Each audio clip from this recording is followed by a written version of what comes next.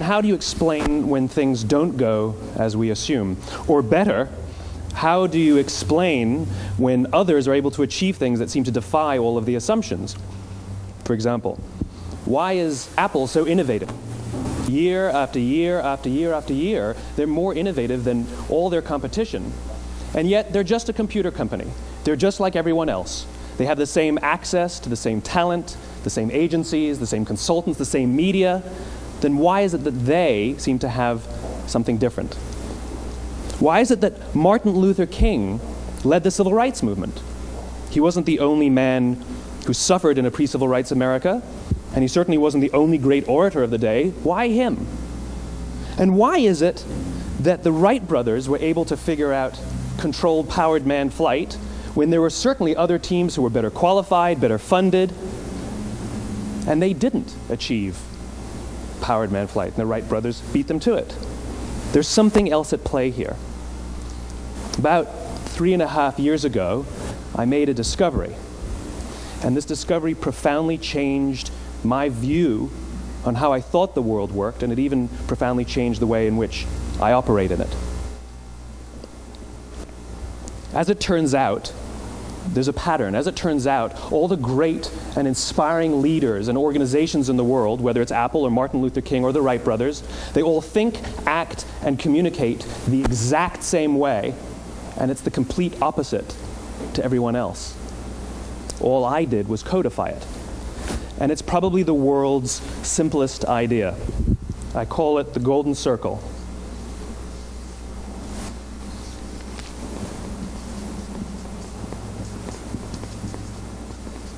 Why, how, what? This little idea explains why some organizations and some leaders are able to inspire where others aren't. Let me define the terms really quickly. Every single person, every single organization on the planet knows what they do, 100%. Some know how they do it, whether you call it your differentiating value proposition or your proprietary process or your USP. But very, very few people or organizations know why they do what they do. And by why, I don't mean to make a profit. That's a result. It's always a result. By why, I mean what's your purpose? What's your cause? What's your belief? Why does your organization exist? Why do you get out of bed in the morning? And why should anyone care? Well, as a result, the way we think, the way we act, the way we communicate is from the outside in. It's obvious. We go from the clearest thing to the fuzziest thing. But the inspired leaders and the inspired organizations, regardless of their size, regardless of their industry, all think, act, and communicate from the inside out. Let me give you an example. I use Apple because they're easy to understand and everybody gets it. If Apple were like everyone else, a marketing message from them might sound like this: we make great computers. They're beautifully designed, simple to use, and user-friendly. Want to buy one? Meh. And that's how most of us communicate. That's how most marketing is done, that's how most sales is done, and that's how most of us communicate interpersonally. We say what we do, we say how we're different or how we better, and we expect some sort of behavior, a purchase, a vote, something like that. Here's our new law firm. We have the best lawyers with the biggest clients. We have, we always perform for our clients, do business with us. Here's our new car. It gets great gas mileage. It has, leather seats. Buy our car. But it's uninspiring. Here's how Apple actually communicates. Everything we do, we believe in challenging the status quo. We believe in thinking differently. The way we challenge the status quo is by making our products beautifully designed, simple to use, and user-friendly. We just happen to make great computers. Want to buy one? Totally different, right? You're ready to buy a computer from me. All I did was reverse the order of the information. What it proves to us is that people don't buy what you do, people buy why you do it. People don't buy what you do, they buy why you do it. This explains why every single person in this room is perfectly comfortable buying a computer from Apple. But we're also perfectly comfortable buying an MP3 player from Apple, or a phone from Apple, or a DVR from Apple. But as I said before, Apple's just a computer company. There's nothing that distinguishes them structurally from any of their competitors. Their competitors are all equally qualified to make all of these products. In fact, they tried. A few years ago, Gateway came out with flat screen TVs. They're eminently qualified to make flat screen TVs. They've been making flat screen monitors for years. Nobody bought one. And Dell came out with MP3 players and PDAs. And they make great quality products, and they can make perfectly well-designed products, and nobody bought one. In fact, talking about it now, we can't even imagine buying an MP3 player from Dell. Why would you buy an MP3 player from a computer company? But we do it every day. People don't buy what you do, they buy why you do it.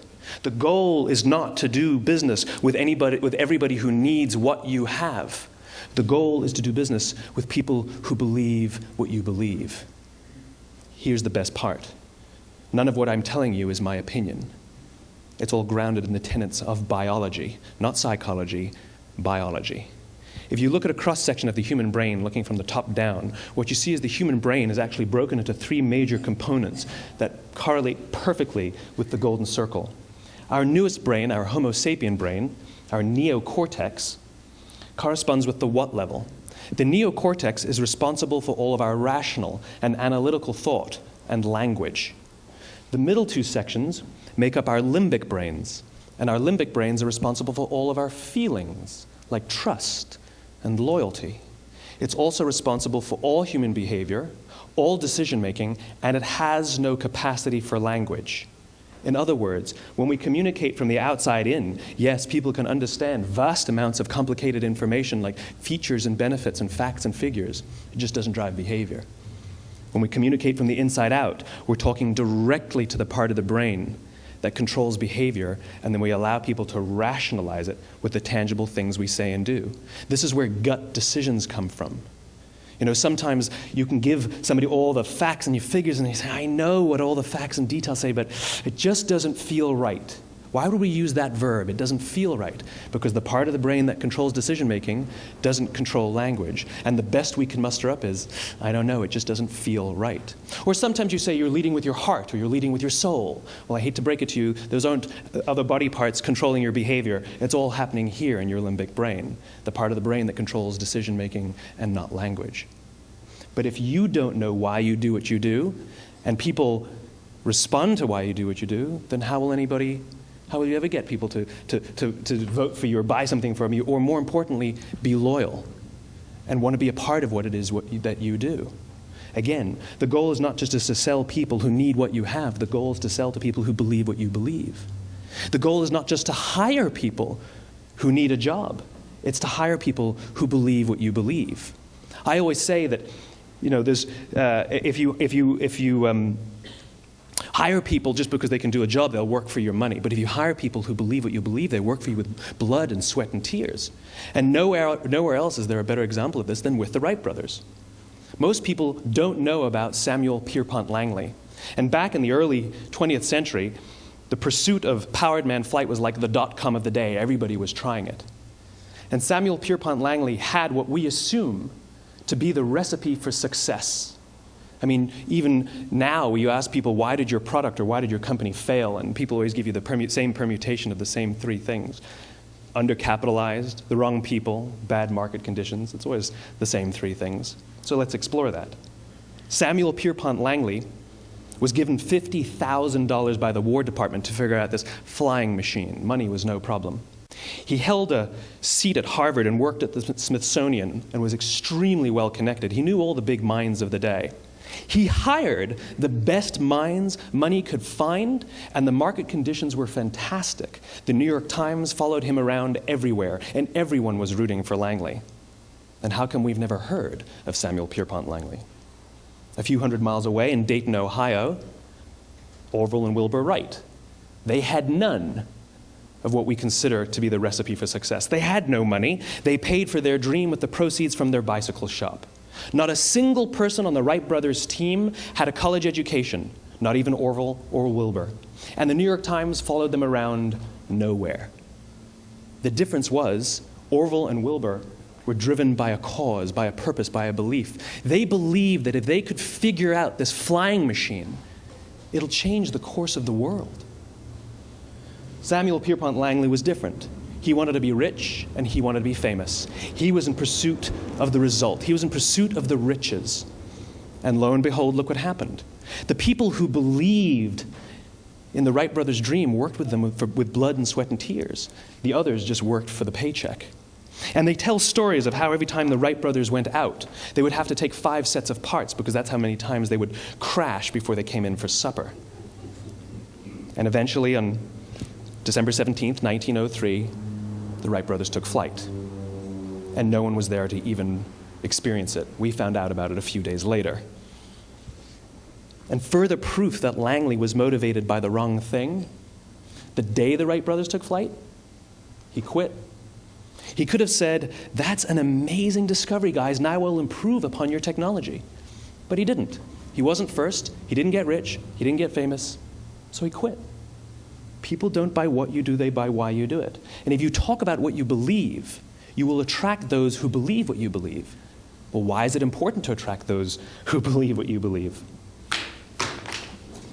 Something called the law of diffusion of innovation. And if you don't know the law, you definitely know the terminology. The first 2.5% of our population are our innovators. The next 13.5% of our population are our early adopters. The next 34% are your early majority, your late majority, and your laggards. The only reason these people buy touch-tone phones is because you can't buy rotary phones anymore. We all sit at various places at various times on the scale, but what the law of diffusion of innovation tells us is that if you want mass market success or mass market acceptance of an idea, you cannot have it until you achieve this tipping point between 15 and 18% market penetration, and then the system tips. And I love asking businesses, what's your conversion on new business? And they love to tell you, oh, it's about 10%, proudly. Well, you can trip over 10% of the customers. We all have about 10% who just get it. That's how we describe them, right? That's like that gut feeling, oh, they just get it. The problem is, how do you find the ones that just get it before you're doing business with them versus the ones who don't get it? So it's this here, this little gap, that you have to close, as Geoffrey Moore calls it, crossing the chasm. Because you see, the early majority will not try something until someone else has tried it first. And these guys, the innovators and the early adopters, they're comfortable making those gut decisions. They're more comfortable making those intuitive decisions that are driven by what they believe about the world, and not just what product is available. These are the people who stood online for 6 hours to buy an iPhone when they first came out, when you could have just walked into the store the next week and bought one off the shelf. These are the people who spent $40,000 on flat-screen TVs when they first came out, even though the technology was substandard. And by the way, they didn't do it because the technology was so great. They did it for themselves. It's because they wanted to be first. People don't buy what you do, they buy why you do it. And what you do simply proves what you believe. In fact, people will do the things that prove what they believe. The reason that person bought the iPhone in the first 6 hours, or stood in line for 6 hours, was because of what they believed about the world and how they wanted everybody to see them. They were first. People don't buy what you do, they buy why you do it. So let me give you a famous example, a famous failure and a famous success of the law of diffusion of innovation. First, the famous failure. It's a commercial example. As we said before a second ago, the recipe for success is money and the right people and the right marketing conditions, right? You should have success then. Look at TiVo. From the time TiVo came out about 8 or 9 years ago to this current day, they are the single highest quality product on the market. Hands down, there is no dispute. They were extremely well-funded. Market conditions were fantastic. I mean, we use TiVo as a verb. I TiVo stuff on my piece of junk Time Warner DVR all the time. But TiVo is a commercial failure. They've never made money. And when they went IPO, their stock was at about $30 or $40 and then plummeted, and it's never traded above 10. In fact, I don't think it's even traded above 6, except for a couple of little spikes. Because you see, when TiVo launched their product, they told us all what they had. They said, we have a product that pauses live TV, skips commercials, rewinds live TV, and memorizes your viewing habits without you even asking. And the cynical majority said, we don't believe you, we don't need it, we don't like it, you're scaring us. What if they had said, if you're the kind of person who likes to have total control over every aspect of your life, boy, do we have a product for you. It pauses live TV, skips commercials, memorizes your viewing habits, etc., etc. People don't buy what you do, they buy why you do it, and what you do simply serves as the proof of what you believe. Now let me give you a successful example of the law of diffusion of innovation. In the summer of 1963, 250,000 people showed up on the Mall in Washington to hear Dr. King speak. They sent out no invitations, and there was no website to check the date. How do you do that? Well, Dr. King wasn't the only man in America who was a great orator. He wasn't the only man in America who suffered in a pre-civil rights America. In fact, some of his ideas were bad. But he had a gift. He didn't go around telling people what needed to change in America. He went around and told people what he believed. I believe, I believe, I believe, he told people. And people who believed what he believed took his cause and they made it their own, and they told people. And some of those people created structures to get the word out to even more people. And lo and behold, 250,000 people showed up on the right day, on the right time to hear him speak. How many of them showed up for him? 0. They showed up for themselves.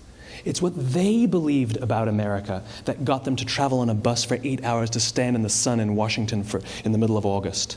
It's what they believed, and it wasn't about black versus white. 25% of the audience was white.